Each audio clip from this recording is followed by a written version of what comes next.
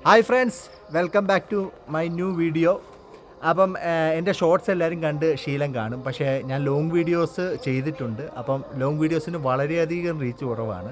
അപ്പം നിങ്ങളെപ്പോലുള്ളവർ ഒരുപാട് പേരെ സഹായിച്ച് മുന്നിട്ട് വലിയ വലിയ റീച്ചിലേക്ക് എത്തിച്ചവരാണ്. നിങ്ങൾ വിചാരിച്ചാൽ എന്നെ അതുപോലെ ഒരു അത്യാവശ്യം ഞാൻ മില്യൺസ് ഓഫ് സബ്സ്ക്രൈബേഴ്സും മില്യൺസ് ഓഫ് ലൈക്സും ഒന്നുമല്ല ഞാൻ ഉദ്ദേശിക്കുന്നത്. ഞാനൊരു ചെറിയൊരു സെയിൽസ്മാനാണ്, ഒരു സെയിൽസ് ജോലി ചെയ്യുന്ന ഒരാളാണ്. രാവിലെ തൊട്ട് വൈകുന്നേരം വരെ കഷ്ടപ്പെട്ടിട്ട് തുച്ഛമായ വരുമാനം കിട്ടുന്ന ഒരു വിഭാഗമാണ് സെയിൽസ്മാൻ അല്ലെ സെയിൽസ് എക്സിക്യൂട്ടീവ് എന്ന് പറയുന്നത്. ഈ ജോലി ചെയ്യുന്ന പലർക്കും അതറിയായിരിക്കും. കാരണം ഞങ്ങളെപ്പോലുള്ളൊരു സ്ട്രഗിൾ ചെയ്യുന്നത് വളരെയധികം ബുദ്ധിമുട്ടിയാണ്. കാരണം ഈ ഞങ്ങൾക്കൊക്കെ മേളിലിരിക്കുന്നവർ എപ്പോഴും ശമ്പളം കൂടുതൽ വാങ്ങിച്ചുകൊണ്ടിരിക്കുമ്പോഴും ഞങ്ങൾക്കൊക്കെ എന്നും ഒരേ ശമ്പളമേ ഉള്ളൂ. ആ ഒരു ശമ്പളത്തിൽ നിന്നുകൊണ്ടാണ് ഞങ്ങളെല്ലാം ഞങ്ങളുടെ വീട് പുലർത്തുന്നത്. മുന്നോട്ടുള്ള കയറ്റങ്ങൾ പോലും ഞങ്ങൾക്ക് സാധ്യമാകാതെ വരുന്നു. അപ്പം അതുപോലെ തന്നെ പല വേദികളിൽ വരണമെന്ന് ആഗ്രഹമുണ്ട്. കഴിവ് ഒത്തിരി ഉണ്ടോയെന്ന് വെച്ചാൽ ഒത്തിരി കഴിവുണ്ടായിട്ടൊന്നുമല്ല, പക്ഷേ അത്യാവശ്യം എന്തും ചെയ്യാമെന്നുള്ള കോൺഫിഡൻസ് എനിക്കുണ്ട്, എന്നെപ്പോലുള്ള പലർക്കും ഉണ്ട്. പക്ഷേ പലർക്കും ആ വേദി കിട്ടുന്നില്ല. അപ്പോൾ ഈ വേദി കിട്ടാത്തത് കൊണ്ട് എന്താ സംഭവിക്കുന്നതെന്ന് വെച്ചാൽ നമുക്ക് ആർക്കും മുന്നിട്ട് വരാൻ പറ്റുന്നില്ല.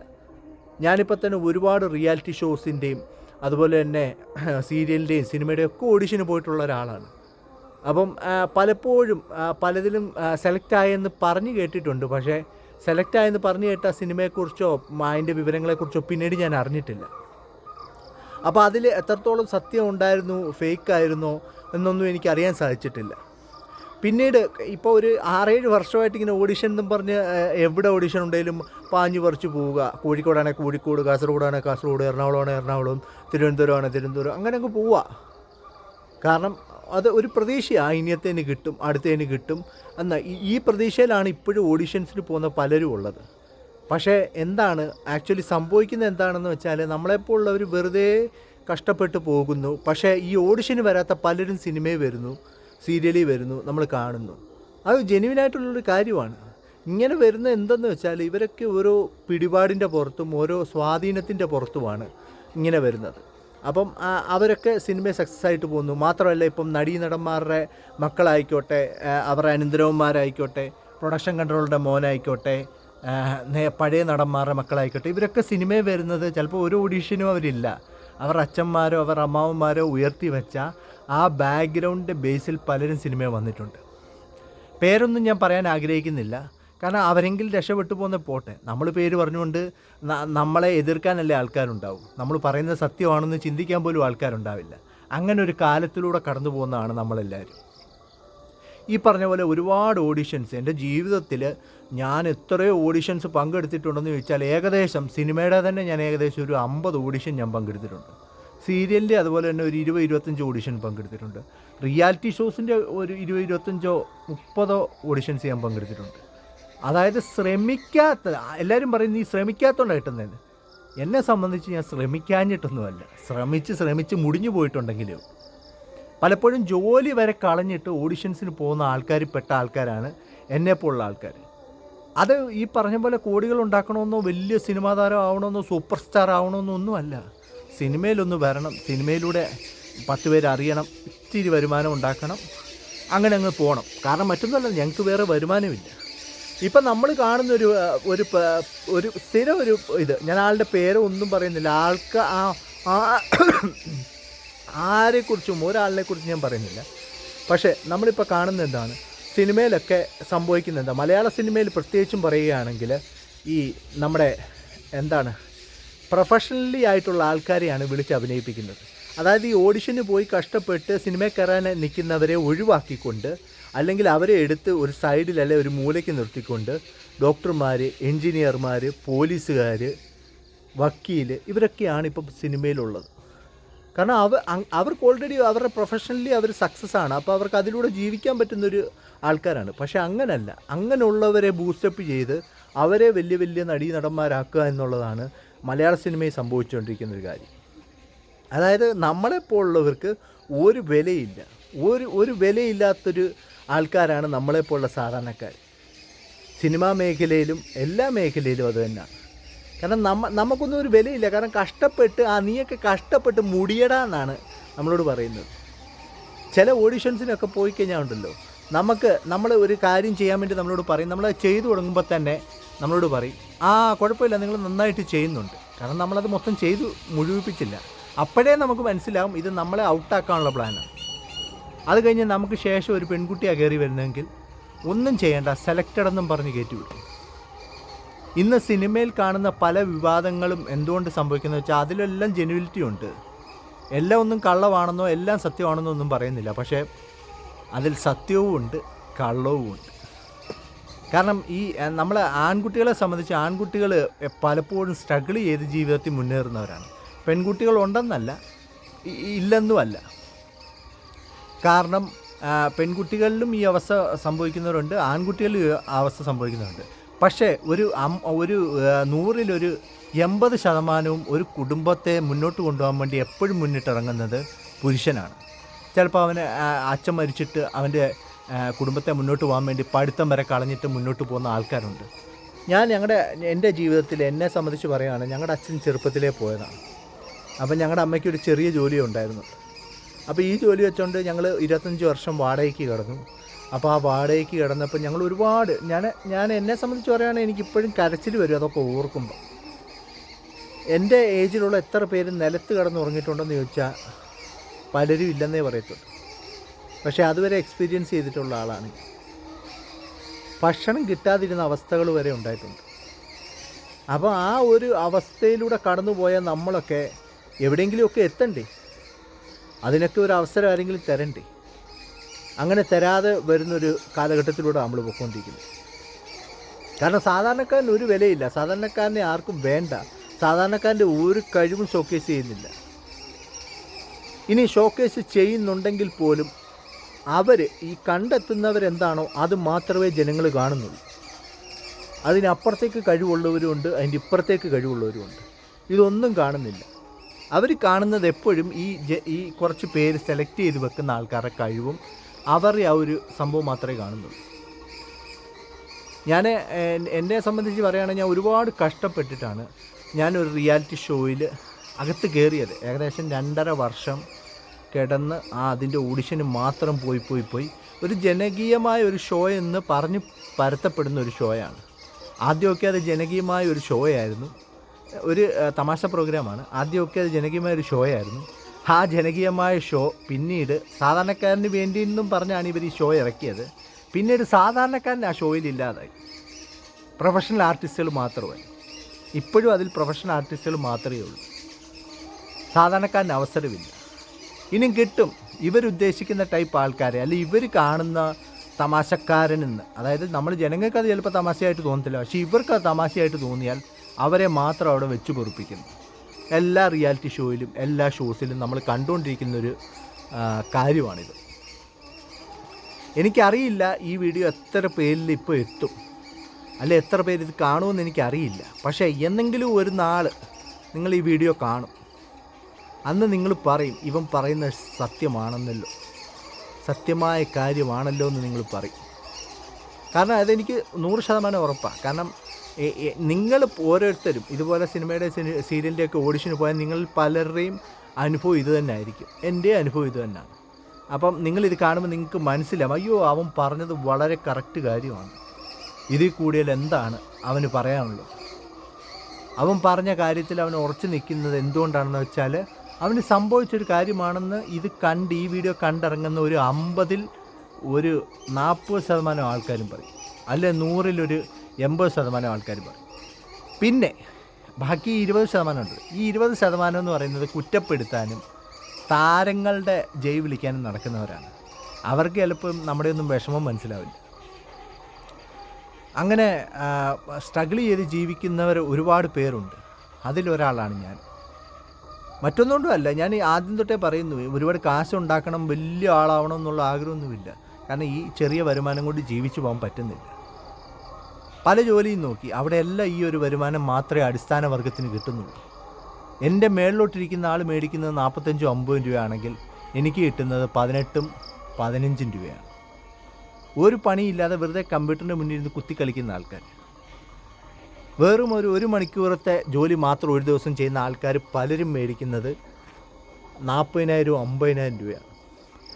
ഈ വെയിലും ഈ മഴയും ഈ കാലാവസ്ഥയോടൊക്കെ പൊരുതി ജീവിക്കുന്ന നമ്മളിൽ പലരും, ഞാൻ എൻ്റെ രംഗം മാത്രമല്ല, ഈ രംഗം പോലുള്ള മറ്റ് പല രംഗങ്ങളുമുണ്ട്, അവിടെ എല്ലാവരും ഫേസ് ചെയ്യുന്ന ഈ ഒരു കാര്യമാണ്. കഴിവില്ലാഞ്ഞിട്ടോ അവർ ചെയ്യുന്ന ജോലിയുടെ കുറവ് കൊണ്ടോ ഒന്നുമല്ല, അവർക്ക് അവസരങ്ങൾ കൊടുക്കുന്നില്ല, അല്ലെ അവർക്ക് ഉയർന്നു പോകാനുള്ള ആ ഒരു സംഭവം ചെയ്യുന്നില്ല. അപ്പം ഞാൻ ഞാൻ ഒരു റിയാലിറ്റി ഷോയിൽ വന്ന കാര്യം നിങ്ങളോട് പറഞ്ഞല്ലോ. അങ്ങനെ 2 വർഷം ഫൈറ്റ് ചെയ്ത്, അതായത് നല്ലപോലെ ഫൈറ്റ് ചെയ്ത്, കാരണം എന്നെ അവസാനം ഡയറക്ടർ പറഞ്ഞു ഇയാൾ എത്ര വട്ടം ഓഡിഷന് വന്നു, അത്രയും പേര് ഓഡിഷന് പോകുന്നിടത്ത് എന്നെ അദ്ദേഹം കണ്ടു, അദ്ദേഹം മനസ്സിലാക്കി. അപ്പം ഞാൻ പറഞ്ഞു സാറേ ഇത്രയും നാൾ ഞാൻ ഓഡിഷൻ വന്നു, സാറിൻ്റെ മുന്നിൽ ഞാൻ പ്രകടനം കാഴ്ച വെക്കുകയും ചെയ്തു, അന്നൊന്നും എടുത്തില്ലല്ലോ സാറേ, സാറിന് ഇത്രയും എന്നെ ഓർമ്മയുണ്ട്. അപ്പോൾ എന്നോടൊരു വാക്ക് അദ്ദേഹം പറയുകയാണ്, ക്രിസ്റ്റിയെക്കാളിലും കഴിവുള്ളവർ ഇവിടെ നിന്നതുകൊണ്ടാണ് ക്രിസ്റ്റിക്ക് അവസരം കിട്ടാതെ പോയത്. അതൊക്കെ ഒരു ന്യായമാണോ? നിങ്ങൾ പറ. എന്നേക്കാൾ കഴിവുള്ളവൻ അല്ലെ അവനേക്കാൾ കഴിവുള്ളവൻ അങ്ങനെയൊന്നുമില്ലല്ലോ. കഴിവുള്ളവൻ അവസരം കൊടുക്കുക എന്നുള്ളതാണ്. അപ്പം ഞാൻ ഒരു ചിരി ചിരിച്ചപ്പോൾ പുള്ളിക്ക് മനസ്സിലായി. അപ്പം അവിടെയും ഞങ്ങൾക്ക് ചെറിയ പണി കിട്ടി. എന്താണെന്ന് വെച്ചാൽ എന്നെ സംബന്ധിച്ച് ഞാൻ ലാസ്റ്റിൽ ഞാനൊരു കോർഡിനേറ്റർ വഴിയാണ് ഈ ഷോയിൽ വീണ്ടും കയറുന്നത്. അപ്പോൾ ആ കോർഡിനേറ്ററിന് ഞാൻ ലാസ്റ്റിൽ മടുത്തിട്ട് ഞാനൊരു വോയിസ് മെസ്സേജ് ഇട്ടായിരുന്നു. എന്നിട്ട് ഞാൻ കോർഡിനേറ്ററിനോട് പറഞ്ഞു ഈ മെസ്സേജ് ചേട്ടൻ സാറിനെ ഒന്ന് കേൾപ്പിക്കണമെന്ന് പറഞ്ഞു. ഞങ്ങൾ സാധാരണക്കാർ വെറും മണ്ടന്മാരല്ലെന്ന് പറഞ്ഞു. പിന്നെ കുറേ ഉണ്ട് കേട്ടോ, ഒരു ഏകദേശം ഒരു 20 മിനിറ്റ് വോയിസാണ് അത്. പുള്ളി ഫുള്ള് കേട്ടെന്നാണ് ആ കോർഡിനേറ്ററിനോട് പറഞ്ഞത്. ഈ കോർഡിനേറ്റർ ആദ്യം കേട്ടില്ല, കുറച്ച് കഴിഞ്ഞപ്പോഴാണ് ഈ കോർഡിനേറ്റർ കേട്ടത്. അപ്പോൾ ഈ കോർഡിനേറ്റർ കേട്ടതിന് ശേഷം ഒരു 1.5 ആഴ്ച കഴിഞ്ഞ് ഇവർ ഇത് കേട്ടു. അപ്പോൾ ഇതിനിടയ്ക്കൊന്നും ഞാൻ ഇതിന് വേണ്ടിയിട്ട് ശ്രമിച്ചില്ല, കാരണം ഞാൻ മടുത്തിരിക്കുവാന്നല്ലോ. അപ്പോൾ എന്നോട് പറഞ്ഞു വീണ്ടും ഇട്. ഞാൻ പറഞ്ഞു ഇനി ഞാൻ ഇടില്ലെന്ന് തന്നെ പറഞ്ഞു. വീഡിയോസ് ഇടില്ല സാറേ, അവസരം കിട്ടിയില്ലെങ്കിലും കുഴപ്പമില്ലെന്ന്. കാരണം ഒരു 20-25 കണ്ടൻറ്റ് ഇട്ടു, ആ കണ്ടൻറ്റിൻ്റെ പകുതിയും വേറൊരാൾ കളിച്ച് കാശ് കൊണ്ടുപോയി ബമ്പർ കൊണ്ടുപോകുന്നതൊക്കെ കണ്ടു നിന്നാൽ, ബമ്പർ എന്ന് പറഞ്ഞപ്പോൾ നിങ്ങൾക്ക് ആ പരിപാടി മനസ്സിലായി കാണും. ആ പരിപാടിയുടെ പേരായിട്ട് ഞാൻ പറയുന്നില്ല, ഇപ്പോൾ ഏകദേശം എല്ലാവർക്കും മനസ്സിലായി കാണും. അപ്പം ആ കൊണ്ടുപോകുന്ന കാണുമ്പോൾ ഉണ്ടല്ലോ, നമുക്ക് മനസ്സിലുണ്ടാവുന്നൊരു വിങ്ങലുണ്ട്. നമ്മൾ ചെയ്ത സാധനം അതേപോലെ അവരതിൻ്റെ അകത്ത് കയറ്റിയെന്നൊന്നും ഞാൻ പറയുന്നില്ല, അവരത് ചെയ്യത്തുമില്ല, കാരണം അവർ നമ്മളെക്കാളും മിടുക്കന്മാരാണല്ലോ. അതിൽ ചില പൊടിപ്പും തൊങ്ങലും ഒക്കെ ചേർത്ത് അവർ കയറ്റിയിട്ടുണ്ട്. അത് എനിക്കും അറിയാം, അവർക്കും അറിയാം. അങ്ങനെ അവരതിൻ്റെ അകത്ത് കയറ്റിയിട്ടിട്ട് ആ പരിപാടി കളിപ്പിച്ചു. അപ്പോൾ ഇച്ചിരി വെളിച്ചക്കുറവ് വന്നിട്ടുണ്ട്. അപ്പം ഞാൻ നേരെ വീടിനകത്തോട്ട് പോവുകയാണ്, ബാക്കി വീടിനകത്തിരുന്ന് കാണാം. ഹായ് ഫ്രണ്ട്സ്, അപ്പം വീടിനകത്ത് ഞാൻ കയറിയിരിക്കുകയാണ്, കാരണം വെളിയിലെല്ലാം വെളിച്ചക്കുറവായി തുടങ്ങി. അപ്പം എന്നെ സംബന്ധിച്ച് ഞാൻ ജോലി കഴിഞ്ഞതിന് വന്നതിന് ശേഷമാണ് എനിക്ക് വീഡിയോ എടുക്കാൻ പറ്റാറുള്ളൂ. അപ്പം അതുകൊണ്ടാണ്. അപ്പം നിങ്ങൾ എൻ്റെ വീടിനകവും കണ്ടു കാണുമല്ലോ, ഇതാണ് എൻ്റെ വീടിനകം. ഏകദേശം 25 കൊല്ലം കഷ്ടപ്പെട്ട് 1 രൂപ പോലും സേവിങ് ചെയ്യാതെ കഷ്ടപ്പെട്ട് പൈസ മുടക്കി വെച്ച വീടാണിത്. എൻ്റെ വീടിനകമാണിത്. അതായത് ഈ 25 കൊല്ലത്തെ എൻ്റെയും അമ്മയുടെയും പിന്നെ ജ്യേഷ്ഠൻ്റെയും ഒക്കെ സമ്പാദ്യം. ഞങ്ങൾ 3 പേരേ ഉള്ളൂ, അച്ഛൻ പോയി. അപ്പം അങ്ങനെ ഞങ്ങൾ കഷ്ടപ്പെട്ടുണ്ടാക്കിയ വീടാണിത്. സർക്കാരിൻ്റെ ലൈഫ് പദ്ധതിക്ക് വേണ്ടി കുറേ കാത്തിരുന്നു കേട്ടോ, കിട്ടിയില്ല. കാരണം നമ്മളെക്കാളിലും ശേഷി കുറഞ്ഞ പല ആൾക്കാർക്കും, നമ്മളെക്കാളിലും ശേഷി ഇപ്പോൾ വളരെയധികം കൂടി നിൽക്കുന്ന ആൾക്കാർക്ക് വരെ ആ പദ്ധതിയിലൂടെ വീട് കിട്ടി. ഞാൻ ആൾക്കാരുടെ പേരൊന്നും പറയുന്നില്ല, ഞാൻ ആരെയും കുറ്റപ്പെടുത്തുന്നില്ല. ഈ സമൂഹം അങ്ങനെയാണല്ലോ. കഷ്ടപ്പെടുന്നവൻ്റെ അധ്വാനിക്കുന്നവൻ്റെ വേർപ്പ് പലപ്പോഴും ഇവിടെ സാധാരണക്കാരൻ്റെ അതിനൊന്നും ഒരു വിലയും കിട്ടാറില്ല. നമ്മൾ കാണാത്ത കേൾക്കാത്ത പലരും ഉയർന്നു പൊങ്ങിപ്പോകുന്ന നമ്മൾ കാണാറുണ്ട്. പക്ഷെ അതിലും കഷ്ടപ്പെടുന്ന പല ആൾക്കാരും താഴ്ന്നു തന്നെ കിടക്കുന്ന കാണാറുണ്ട്. പക്ഷെ അവർക്കും ഒരു ദിവസം വരും, ആ ഒരു വിശ്വാസത്തോടെ അവരും ജീവിക്കുന്നത്. ഞാനും അങ്ങനെയാണ് ജീവിക്കുന്നത്. അപ്പോൾ പറഞ്ഞു എന്താണെന്ന് വെച്ചാൽ, അങ്ങനെ ബാങ്കിൽ നിന്ന് ലോൺ എടുത്തു. പിന്നെ എൻ്റെ കയ്യിലുണ്ടായിരുന്ന സമ്പാദ്യവും ജ്യേഷ്ഠൻ്റെ ഉണ്ടായിരുന്ന സമ്പാദ്യവും ഞങ്ങളുടെ അച്ഛൻ്റെ കുറച്ച് വസ്തു ഉണ്ടായിരുന്നു. അപ്പോൾ ഇതിനിടയ്ക്ക് വെച്ച് ഞങ്ങളുടെ അച്ഛൻ മരണപ്പെടുന്നതിന് ഒരു 2-3 ആഴ്ച മുമ്പ് ഞങ്ങളുടെ വീട്ടിൽ വന്നു. എന്നിട്ട് ഞങ്ങളോട് പറഞ്ഞു എല്ലാത്തിനും മാപ്പ്, ഞങ്ങളെ ഇട്ടേച്ച് പോയതല്ലേ. ആ സമയത്ത് നല്ല മദ്യപാനമൊക്കെ ഉണ്ടായിരുന്നു അച്ഛന്. അപ്പോൾ അങ്ങനെ പുള്ളി ഇട്ടിട്ട് പോയി. അങ്ങനെ ഒരു 20-25 വർഷം എനിക്ക് അതായത് എൻ്റെ 30ാമത്തെ വയസ്സിലാണ് ഞങ്ങളുടെ അച്ഛൻ വരുന്നത്. അപ്പം വന്നു. പറഞ്ഞു. എന്നിട്ട് പുള്ളി അവിടെ പപ്പയുടെ വീടുണ്ട്, അതൊരു മലമുകളിലാണ്. അപ്പോൾ അവിടെ പോയിട്ട് പുള്ളി കിടന്നുറങ്ങി. അപ്പം ഉറങ്ങിക്കഴിഞ്ഞ് അതിൻ്റെ അടുത്ത ദിവസം ഞങ്ങളുടെ പപ്പയുടെ പെങ്ങൾ താഴെ തന്നെ താമസിക്കുന്നുണ്ട്. അപ്പം ഭയങ്കര പപ്പയുടെ വീടുമായിട്ടും ഒക്കെ അകന്നു നിൽക്കുന്നൊരു ജീവിതമായിരുന്നു. കാരണം അവിടുത്തെ അമ്മച്ചി ഭയങ്കരമായിട്ട് അമ്മയുമായിട്ട് ഭയങ്കര ഒരു വല്ലാത്തൊരു പ്രശ്നങ്ങളും കാര്യങ്ങളുമാണ്. അപ്പോൾ അത് നിമിത്തം ഞങ്ങൾ മാറി നിൽക്കേണ്ടി വന്നതാണ്. അങ്ങനെ പപ്പ മരിച്ചു. അപ്പം പപ്പ മരിക്കുന്നതിനൊരു 2 മാസം മുമ്പ് അമ്മച്ചി മരിച്ചായിരുന്നു. അപ്പോൾ അമ്മച്ചി പപ്പയുടെ പേരിൽ എഴുതി വെച്ചു സ്വത്തുമൊക്കെ. അങ്ങനെ പപ്പ മരിക്കുന്നതിന് മുമ്പ് പപ്പയ്ക്ക് എന്തോ ഒരു മുമ്പേ അറിഞ്ഞു കാണും ഞാൻ പോകുന്നു, അപ്പോൾ അതിന് മുമ്പ് ഭാര്യയും മക്കളെയും കാണണം, മക്കളുടെ പേരിൽ എഴുതി വെക്കണമെന്ന് തോന്നിക്കാണും. അപ്പോൾ അങ്ങനെ പുള്ളി അത് വസ്തുവും മറ്റു കാര്യങ്ങളും ഒക്കെ ആ ചെറിയ വീടും മലമുകളിലെ ആ ചെറിയ വീടും വസ്തുവും ഞങ്ങളുടെ പേരിൽ എഴുതി വെച്ചു. അങ്ങനെ പപ്പ മരിച്ചു. ഞാൻ ആ മലമുകളിൽ നിന്ന് ഒറ്റയ്ക്ക് എൻ്റെ ആ ശവപ്പെട്ടി ഞാൻ ഒറ്റയ്ക്ക് ചുമന്നുകൊണ്ട് താഴെ വന്നു, റോഡിൽ വന്നു. ഈ മലമുകൾ എന്ന് പറയുന്ന സ്ഥലം നിങ്ങൾക്ക് മിക്ക ആൾക്കാർക്കും അറിയാം, പത്തനംതിട്ട ജില്ലക്കാർക്ക് അറിയാമായിരിക്കും. എൻ്റെ പപ്പയുടെ സ്ഥലം പത്തനംതിട്ട ജില്ലയിലെ ഓമല്ലൂർ ഊന്നുകല്ല് എന്ന് പറയും. അപ്പം ഊന്നുകല്ല് ജംഗ്ഷനിൽ നിന്ന് മേളിലോട്ട് പോകും തോറും മലമുകൾ സ്ഥലങ്ങളാണ്. അപ്പോൾ അങ്ങനെ അവിടുന്ന് താഴെ ഇറക്കിക്കൊണ്ട് വന്ന് പപ്പയെ അടക്കി, അവിടുത്തെ പള്ളിയിൽ അടക്കി. അപ്പം അതിനുശേഷം പപ്പയുടെ അച്ഛൻ്റെ അനിയന്മാർ ആ വസ്തു എടുത്തു. ചെറിയൊരു പൈസ കിട്ടിയൊരു ഒരു ചെറിയൊരു വരുമാനം. അപ്പോൾ അത് കിട്ടി. അതും ഈ പറഞ്ഞ പോലെ ലൈഫിൽ നിന്ന് കിട്ടും, ഇപ്പം കിട്ടും എന്നും പറഞ്ഞ് ഇപ്പം എല്ലാവരും പറയുന്നു എല്ലാവർക്കും വീട്, എല്ലാവർക്കും കിട്ടിയെന്ന് ഇവർ തന്നെ അങ്ങ് പറഞ്ഞുണ്ടാക്കുകയാണ്. പക്ഷേ എത്രയോ പേർക്ക് കിട്ടാത്തവരുണ്ട്. അതിന് ഉദാഹരണമാണ് ഞങ്ങൾ. അപ്പോൾ അങ്ങനെ ഇനി പോട്ടെ, ഞാൻ വിഷമം കൊണ്ടൊക്കെ പറഞ്ഞാണ്. അപ്പോൾ അങ്ങനെ ഇത് കിട്ടാതെ ഞങ്ങൾ ലോൺ എടുത്തു, സഹകരണ ബാങ്കിൽ നിന്ന് ലോൺ എടുത്തു. അപ്പം ലോൺ എടുത്തതിന് ശേഷം വീട് വെച്ചു. ഇപ്പം എനിക്ക് ഞാൻ പറഞ്ഞല്ലോ എൻ്റെ ഈ ചെറിയ വരുമാനമേ ഉള്ളൂ. പിന്നെ ജ്യേഷ്ഠൻ ഇപ്പോൾ കുറച്ച് നാളായി സൗദിക്ക് പോയിട്ട്, അവനും അവിടെ ചെറിയൊരു ജോലിയേ ഉള്ളൂ. അത് വെച്ചുകൊണ്ട് അവനും അയച്ചു തരുന്ന പൈസയും എൻ്റെ പൈസ അതായത് എനിക്കിപ്പോൾ മറ്റ് ബാധ്യതകളൊന്നും ഇല്ലാത്തതുകൊണ്ട് ഞാൻ എൻ്റെ പൈസ ലോൺ അടച്ച്, എന്നാലും ഒരു 5 പൈസ എൻ്റെ കയ്യിൽ എടുക്കാനില്ല, ഉള്ള പൈസ മൊത്തം ലോൺ അടച്ച് തീർത്ത് അങ്ങനെ ഏകദേശം ഒരു 8 ലക്ഷം രൂപ ലോൺ അടച്ച് കംപ്ലീറ്റായി. പിന്നെ ഇതിനിടയ്ക്ക് ഒരുപാട് പേര് സഹായിച്ചു. ഞങ്ങളുടെ പള്ളിയിലുള്ള ആൾക്കാരൊക്കെ പെരവാസ്തുലി നടന്നപ്പോൾ പലർക്കും പ്രസൻറ്റേഷനൊക്കെ കൊണ്ടുതരാം, പക്ഷേ അവരെല്ലാം കൈ അഴിഞ്ഞ് സഹായിച്ചു. പലരും പെരവാസ്തുലിക്ക് നല്ല എമൗണ്ടുകളും വീതം. ഞങ്ങളുടെ അവസ്ഥ അറിയാവുന്നവരെ, എന്നെ കുഞ്ഞുനാൾ തൊട്ട് അറിയാവുന്ന എൻ്റെ ജ്യേഷ്ഠനെയും എന്നെയും അമ്മയൊക്കെ കുഞ്ഞുനാൾ തൊട്ട് ഞങ്ങളുടെ കഷ്ടപ്പാട് ശരിക്ക് കണ്ട ആൾക്കാർ ഒരുപാട് പേരുണ്ട്, ഒരുപാട് പേര് സഹായിച്ചിട്ടുണ്ട്. പക്ഷേ അതിനിടയ്ക്ക് പോലും എൻ്റെ അമ്മയുടെ സഹോദരങ്ങളൊക്കെ വലിയ ആൾക്കാരാണ്, പക്ഷേ അവരാരും സഹായിച്ചില്ല. അവരൊക്കെ വിചാരിച്ചാൽ എന്നേ ഞങ്ങൾക്കൊരു വീട് വെച്ച് എപ്പോഴേ ഞങ്ങളുടെ ജീവിതമൊക്കെ മുന്നോട്ട് പോയിപ്പോയനെ, നല്ല രീതിയിൽ മുന്നോട്ട് പോയിപ്പോയനെ. പക്ഷെ അവരാരും സഹായിച്ചില്ല. അപ്പം സഹായിക്കാതെ വന്നതുകൊണ്ട് 25 വർഷം കിടന്ന് കഷ്ടപ്പെട്ടു, ഇങ്ങനായി അങ്ങനായി ഇപ്പോൾ ഈ സ്ഥിതിയിലായി. ഇപ്പം എന്താണ് വിഷയം എന്ന് വെച്ചാൽ, സത്യം ഉള്ളത് പറയാം, ഇപ്പം ഞങ്ങൾക്ക് അതുകൊണ്ട് വലിയതായിട്ട് പഠിക്കാൻ പറ്റാഞ്ഞുകൊണ്ടും ഒന്നും ഞങ്ങൾക്ക് വലിയ ജോലിയൊന്നുമില്ല. അപ്പോൾ ഈ ചെറിയ ജോലിയൊക്കെ വെച്ചുകൊണ്ട് കുടുംബം പോറ്റിക്കൊണ്ട് പോകുന്നതുകൊണ്ട് എൻ്റെയും ജ്യേഷ്ഠൻ്റെയും കല്യാണമൊന്നും നടക്കുന്നില്ല. അപ്പം വാസ്തവത്തിൽ ഇതിൻ്റെ പിന്നിൽ പലരും കാണുന്നൊരു വെർഷൻ പെൺകുട്ടിയുടെ വെർഷൻ മാത്രമാണ്. പക്ഷേ ഇതുപോലുള്ള സാധാരണക്കാരുടെ ആൺകുട്ടികളുടെ വെർഷൻ ആരും കാണാറില്ല. ആ ഒരു വെർഷൻ ഞാൻ നിങ്ങൾക്ക് ഇപ്പോൾ എക്സ്പ്ലെയിൻ ചെയ്തു തരാം. അപ്പോൾ ഇങ്ങനെയൊക്കെ വന്ന സ്ഥിതി കൊണ്ട്, പ്രത്യേകിച്ചും ഞാൻ ക്രിസ്ത്യനാണ്, അപ്പം നമ്മുടെ കാസ്റ്റിൽ അതിലേറെ ഡിമാൻഡാണ്. അപ്പം സാധാരണ ജോലിക്കാരനെയോ ജോലി ചെയ്യുന്നവൻ്റെ കുടുംബത്തിലേക്കോ പെൺകുട്ടികളെ കല്യാണം കഴിപ്പിച്ച് അയക്കില്ല. നമുക്കൊരു സ്ത്രീധനം ഒന്നും വേണ്ട, കല്യാണ ചിലവരെ നമ്മൾ എടുത്തോളാം എന്ന് പറഞ്ഞ കേസുകളുണ്ട്. എന്നിട്ട് പോലും വേണ്ട, സർക്കാർ ചെറിയൊരു തസ്തികയായാലും മതി, അല്ലെങ്കിൽ ഗൾഫിൽ ഒരു നല്ല ജോലി, അവിടെ കെട്ടിയ ഉടനെ അവളെ അങ്ങ് കൊണ്ടുപോകണം. പെൺകുട്ടി വരെ പറഞ്ഞിട്ടുണ്ട്, കെട്ടിയ ഉടനെ എനിക്കങ്ങ് പോകണം, അങ്ങനെയുള്ള കാര്യങ്ങളൊക്കെ പറഞ്ഞിട്ടുണ്ട്.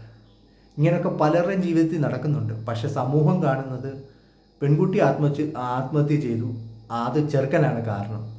ഒരുപക്ഷെ ചെറുക്കനായിരിക്കാം കാരണം, പക്ഷേ ചെറുക്കനല്ലാത്ത കാരണങ്ങളും ഉണ്ട്.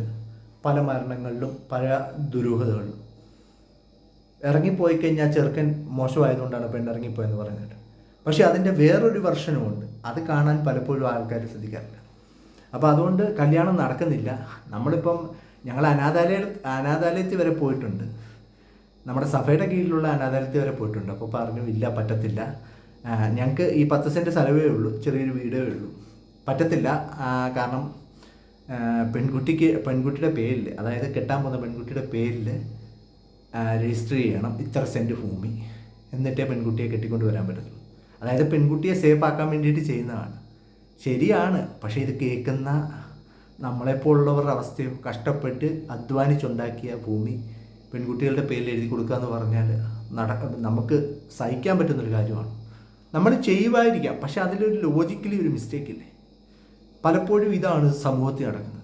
പെൺകുട്ടികൾക്ക് സുരക്ഷ, പെൺകുട്ടികൾക്ക് എന്തും സുരക്ഷ, സൗകര്യം, എന്തിലും പിന്നെ സ്കോളർഷിപ്പ്, മറ്റു കാര്യങ്ങളൊക്കെ. ആൺകുട്ടികൾക്ക് പലപ്പോഴും ഇതൊന്നും കിട്ടാറില്ല. എൻ്റെ സ്കൂൾ പഠനകാലത്ത് ഞാൻ ആകെ ഒരു ടൂറ് പോയിട്ടുണ്ടെന്ന് പറഞ്ഞാൽ, എൻ്റെ ജ്യേഷ്ഠൻ അവൻ ബൂത്തിൽ നിൽക്കുന്നൊരു സമയമാണ്. ഞാൻ എൻ്റെ ഒരു +1 സമയത്താണ്. അപ്പം ഞാനങ്ങനെ +1 പഠിച്ചുകൊണ്ടിരിക്കുമ്പം ടൂറ് പോകാൻ വേണ്ടി പൈസ ഇല്ലാതിരുന്നു. അപ്പോൾ ജ്യേഷ്ഠൻ, അവനോ പോയിട്ടില്ല, അവനും പോകാൻ പറ്റിയിട്ടില്ല, കാരണം ബുദ്ധിമുട്ട് കാരണം അവൻ പോയിട്ടില്ല. അപ്പോൾ എന്നോട് പറഞ്ഞു, നീ ഒരു വട്ടമെങ്കിലും പോകുമെന്ന് പറഞ്ഞു. അങ്ങനെ അവൻ ഇച്ചിരി പൈസ തന്ന് ഞാനങ്ങനെ വീഗാലാൻഡിൽ പോയി. ഞാൻ ടൂറ് പോയിട്ടുള്ള ഒരേ ഒരു സ്ഥലം എന്ന് പറയുന്നത് വീഗാലാൻഡ് മാത്രമാണ്. എൻ്റെ ഏജിലുള്ള പിള്ളേരൊക്കെ എവിടെയെല്ലാം പോയിട്ടുണ്ടെന്നറിയാം, പോവാത്തവരും ഉണ്ട്. അപ്പം അത് ആൺകുട്ടികൾ ഫേസ് ചെയ്യുന്ന ജീവിത പ്രശ്നം എന്ന് പറയുന്നത് പെൺകുട്ടികളുടെയൊക്കെ ഇരട്ടിയാണ്.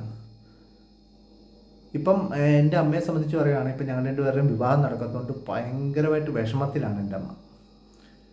അപ്പോൾ ഈ വിഷമം കൊണ്ട് പലതരം അസുഖങ്ങളും അമ്മയ്ക്ക് വന്നുകൊണ്ടിരിക്കുകയാണ്. കാരണം വിവാഹം നടക്കുന്നില്ല. അപ്പം ചിലപ്പോഴൊക്കെ അമ്മ ദേഷ്യം കൊണ്ട് എന്നോട് പലതും പറയാറുണ്ട്. ഇപ്പം എന്നോട് പറയാറുണ്ട്, ഇപ്പം എന്നോട് പറയുന്നത്, നീ പോയി ആരെങ്കിലും വിളിച്ചിറക്കി കൊണ്ടുവരാനാണ്. പക്ഷെ നമ്മൾ ജെന്യുവനായിട്ട് ആരെങ്കിലും വിളിച്ചിറക്കാൻ വേണ്ടി പോയി കഴിഞ്ഞാൽ അതും വേറെ രീതിയിൽ എടുക്കുന്ന സമൂഹമാണ് നമ്മുടെ ചുറ്റിനുള്ളത്. അപ്പം അതുകൊണ്ടും പേടിയാണ്. വിളിച്ചിറക്കിക്കൊണ്ട് വന്നാൽ പിന്നെ വീണ്ടും ഒരു പ്രശ്നം ഉണ്ടായാലും ഇതൊന്നും ഫേസ് ചെയ്യാൻ നമ്മളെ കൊണ്ട് പറ്റത്തില്ല. കാരണം അന്നന്ന് ജോലിക്ക് പോയി ജീവിച്ചു പോകുന്ന ആൾക്കാരാണ് നമ്മൾ. പിന്നെ ഒരു പെൺകുട്ടിയെ കെട്ടിക്കൊണ്ട് വന്നാൽ തിന്നാനും കുടിക്കാനും അവൾക്ക് വസ്ത്രത്തിനും ഒക്കെ ഇവിടെ ഗ്യാരണ്ടിയാണ്. എൻ്റെ പപ്പ പോയെങ്കിലും പപ്പ ഒരു ചെറിയ സർക്കാർ ഉദ്യോഗസ്ഥനായിരുന്നു. അതുകൊണ്ടാണ് ഈ വെള്ളോടിയൊക്കെ ഭയങ്കര ശക്തമായി പോയിക്കൊണ്ടിരുന്നത്. അപ്പോൾ ചെറിയൊരു പെൻഷനുണ്ട്, അതായത് കുടുംബത്തിന് അത്യാവശ്യം ഒരു മാസം നിന്ന് പോകാനുള്ള പെൻഷനുണ്ട്. അപ്പോൾ അതുകൊണ്ടാണ് എൻ്റെ കാശ് ഞാൻ ലോൺ അടച്ചും എൻ്റെ ജ്യേഷ്ഠൻ്റെ കാശ് കൊണ്ട് മറ്റു കാര്യങ്ങളൊക്കെ വാങ്ങിച്ചു പോയിരുന്നത്. അപ്പം അവൾ കയറി വന്നാലും എനിക്ക് ജോലിയില്ലെങ്കിലും അവൾക്കിവിടെ സുഭിക്ഷമായിട്ട് കഴിയാനുള്ള സമ്പാദ്യമുണ്ട്. എനിക്ക് ജോലി ഇല്ലെന്നല്ല പറഞ്ഞു വരുന്നത്.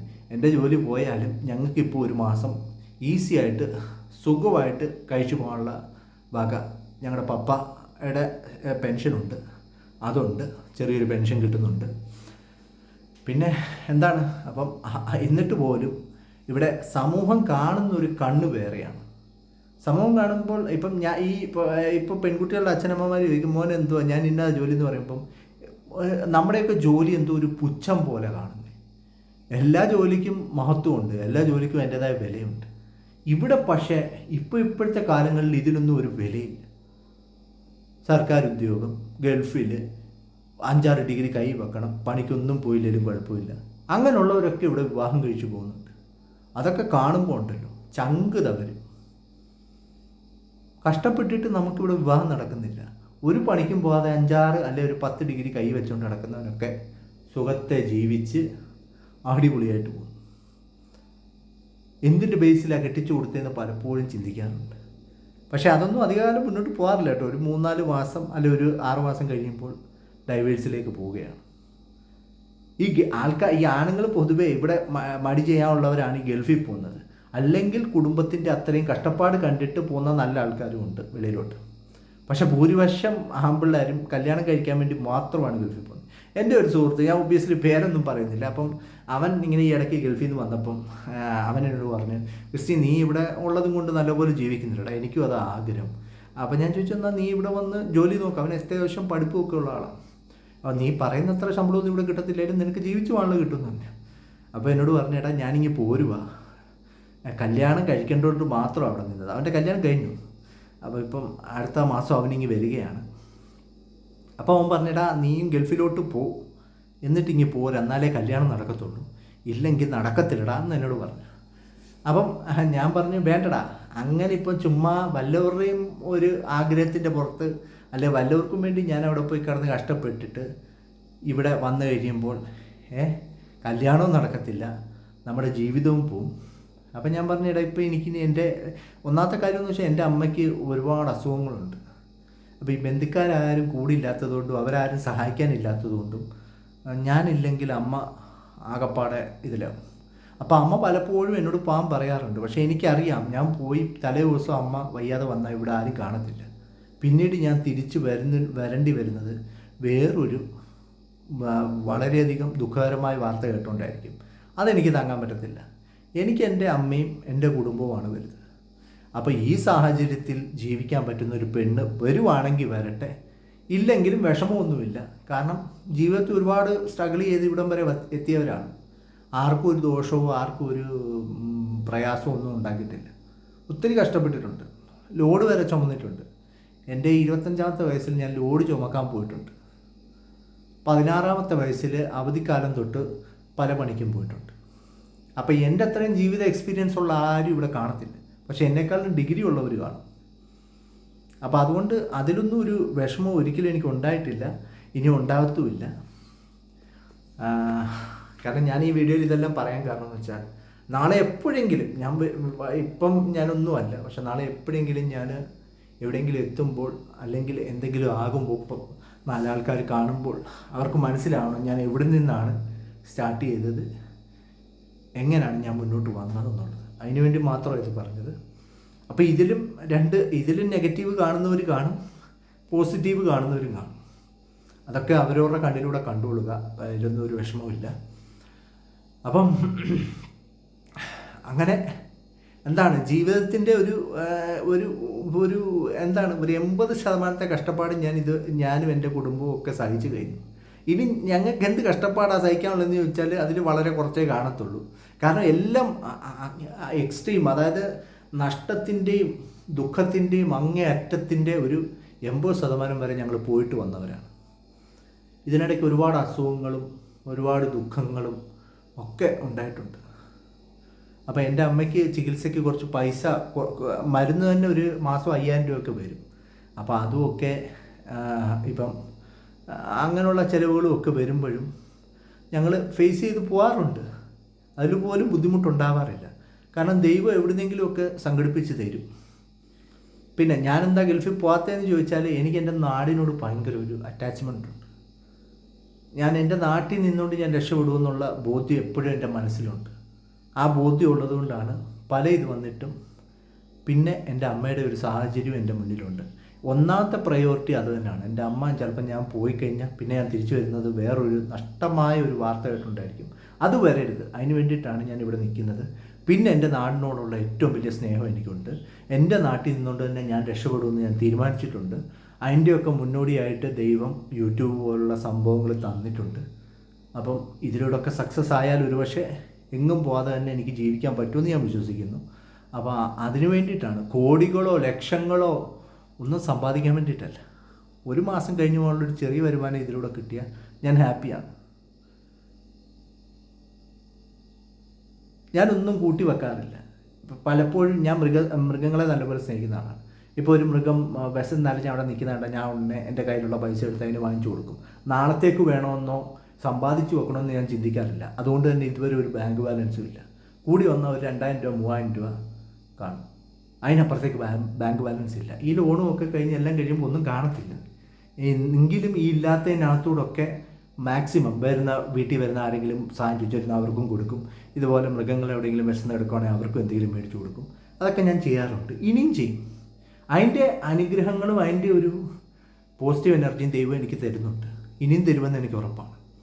അപ്പം മാക്സിമം നമ്മൾ കുറേ ആൾക്കാരുടെ ചിന്തയുണ്ട്, നമ്മൾ കുറേ സമ്പാദിച്ചിട്ട് നമ്മുടെ മക്കൾക്ക് വേണ്ടി അല്ല വരുന്നവർക്ക് വേണ്ടി തലമുറയ്ക്ക് വേണ്ടി. എന്തിന്? അവർക്കുള്ളത് അവർ സമ്പാദിച്ചോളും വന്നു കഴിയുമ്പോൾ. നിങ്ങൾ അവർക്ക് കിടക്കാൻ ഒരു വീട് മാത്രം ഉണ്ടാക്കിയിട്ട് കൊടുത്താൽ മതി, ബാക്കി അവർ സമ്പാദിച്ചോളും. അങ്ങനെ ചിന്തിക്കുന്ന ആരുമില്ല. ഒറ്റ കാര്യം എല്ലാവരും മനസ്സിലാക്കണം. ഞാനും മനസ്സിലാക്കിയ ഒരു കാര്യമാണ്, ഇവിടെ ഉള്ള ഒരു സാധനം പോലും നമ്മൾ മരിക്കുമ്പോൾ നമ്മൾ കൊണ്ടുപോകത്തില്ല. ചിലപ്പോൾ നമ്മൾ ഇടുന്ന തുണി വരെ മാറ്റിയിട്ട് വെള്ളത്തുണിയായിരിക്കും നമുക്ക് ഇട്ട് തരുന്നത്. അത് മാത്രമേ നമ്മൾ കൊണ്ടുപോകത്തുള്ളൂ. നമ്മളുണ്ടാക്കി വെച്ച കാറോ മൊബൈൽ ഫോണോ വസ്തുക്കളോ നമ്മളുണ്ടാക്കി വെച്ച പേരോ മഹിമയോ ഒന്നും നമ്മൾ കൊണ്ടുപോകത്തില്ല. അതെല്ലാം ഇവിടെ വെച്ചിട്ടാണ് നമ്മളവിടെ പോകുന്നത്. അപ്പോൾ അത് മാക്സിമം എല്ലാവരും ചിന്തിക്കുക. എല്ലാവർക്കും അറിയാത്ത കാര്യമാണ്, ഞാൻ ഉപദേശിക്കുന്നതല്ല, എൻ്റെ ഒരു കാര്യം ഞാൻ തുറന്നു പറഞ്ഞെന്ന് മാത്രം. അപ്പോൾ എല്ലാവർക്കും എൻ്റെ വീഡിയോ ഇഷ്ടമായെന്ന് വിശ്വസിക്കുന്നു. നിങ്ങൾ കാണുമ്പോൾ ഒരു ലൈക്ക് ചെയ്യുക. മാക്സിമം നിങ്ങളുടെ ഫ്രീ ടൈമിൽ നിങ്ങൾ എൻ്റെ വീഡിയോസ് കണ്ടു കഴിഞ്ഞാൽ കാണുക, ഒപ്പം തന്നെ ലൈക്ക് ചെയ്യുക, സപ്പോർട്ട് ചെയ്യുക. എന്തായാലും നിങ്ങൾ വീഡിയോ കാണാൻ സമയം എടുക്കുന്നില്ല, ഒരു 30 മിനിറ്റ് എനിക്ക് വേണ്ടി മാറ്റി വെക്കുക, കാണുക. നിങ്ങൾക്കും ഒരു എക്സ്പീരിയൻസ് ആവും, നിങ്ങൾക്കും ഒരു തിരിച്ചറിവും, അതിന് വേണ്ടി മാത്രം. അപ്പം എല്ലാവർക്കും നല്ലൊരു നാളെ ആശംസിച്ചുകൊണ്ട് നിർത്തുന്നു. നന്ദി, നമസ്കാരം.